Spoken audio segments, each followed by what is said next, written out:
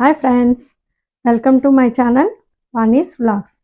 అందరూ ఎలా ఉన్నారండి? అందరూ బాగుండాలి, అందులో మనం ఉండాలి. ఇవాళ నా స్టైల్లో దోసకాయ రోటి పచ్చడి. దానికి ఏమేం కావాలో చెప్తాను రండి. ఓ పావు కేజీ దోసకాయ తీసుకున్నానండి. పావు కేజీ కన్నా కొంచెం ఎక్కువ ఉంది. ఇది మంచిగా సన్నగా కట్ చేసి పెట్టుకున్నాను. అలాగే ఒక టమాటో, పచ్చిమిర్చి ఒక 100 గ్రామ్స్, కొంచెం చింతపండు, అలాగే కొంచెం కొత్తిమీర, వెల్లుల్లి రెబ్బలు ఒక 7-8, ఓ 2 స్పూన్లు పల్లీలు వేస్తే మంచి టేస్ట్ వస్తుంది, గుజ్జుగా కూడా ఉంటుంది అన్నమాట పచ్చడి. అలాగే కొంచెం జీలకర్ర. ఇప్పుడు ఎలా చేయాలో చూద్దాం రండి. ఫస్ట్ బాండి పెట్టుకొని కొంచెం ఆయిల్ వేసుకుందాం.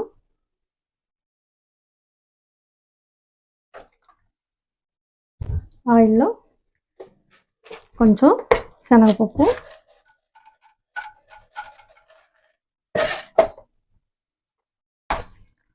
ఆవాలు, సాయిపప్పు, అలాగే జీలకర్ర,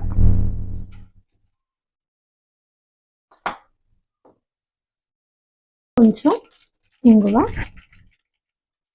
కరివేపాకు,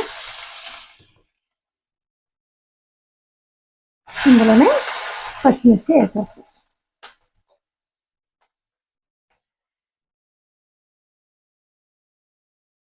ఇది బాగా ఫ్రై చేసుకున్నాం.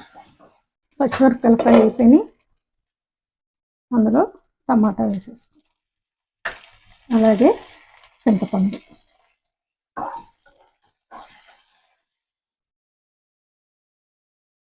టమాటా బాగా మెత్తగా అవ్వక్కర్లేదు. ఈ టమాటా దీని నుంచి చిన్న విడే అంతవరకు అంత మెత్తపడితే చాలు. ఓకేనా? అలాగే కొత్తిమీర.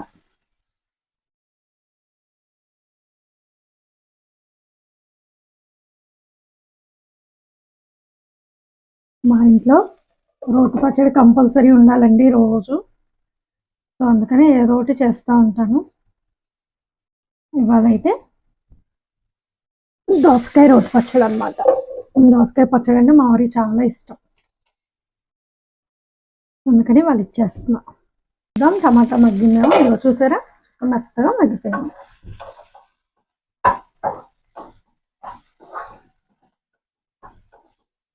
ఇప్పుడు వీటిని చక్కగా రోట్లో వేసి దంచుకుందాం.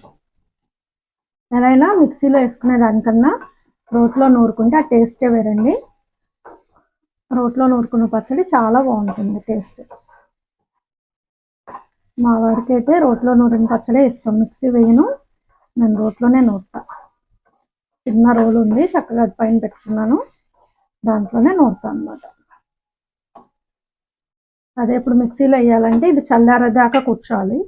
ఇప్పుడు మనకు ఆ ప్రాబ్లం లేదు, రోట్లోనే కదా, వెంటనే నూరేద్దాం. ఇప్పుడు ఫస్ట్ పల్లీలు వేసి దంచుకుందాం. ఇప్పుడు టమాటా ముక్కలను ఒక గిన్నెలో తీసేసుకొని ముందు పచ్చిమిరపకాయ దంచుకుందాం.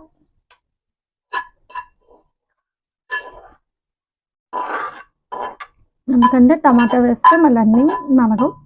సో ముందు ఇవన్నీ దంచుకున్నాక టమాటా వేసుకోవచ్చు.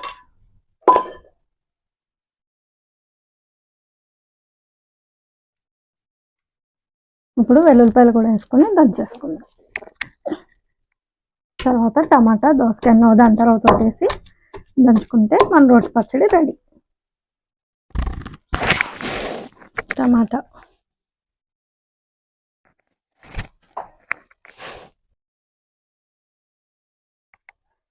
కొంచెం సరిపడా ఉప్పు,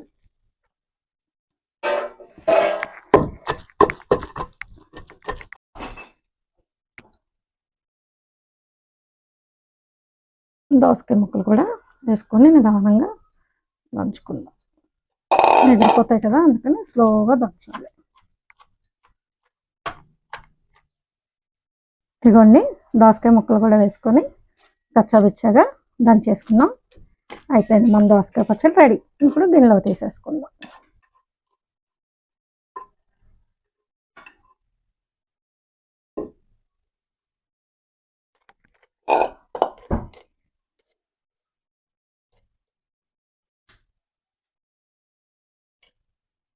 ఇది సపరేట్గా తాలింపు అక్కర్లేదు. పచ్చిమిరపకాయలు వేపినప్పుడే మనం తాలింపు అన్నీ కూడా వేపేసుకున్నాం కాబట్టి అక్కర్లేదు. కావాలి అనుకుంటే ఇష్టమైన వాళ్ళు వేసుకోండి. చూసారా, ఎమ్మీగా టేస్టీగా దోసకాయ రోటి పచ్చడి రెడీ. టేస్ట్ అయితే చాలా బాగుందండి. నా స్టైల్లో నేను ఇలా చేస్తాను అన్నమాట.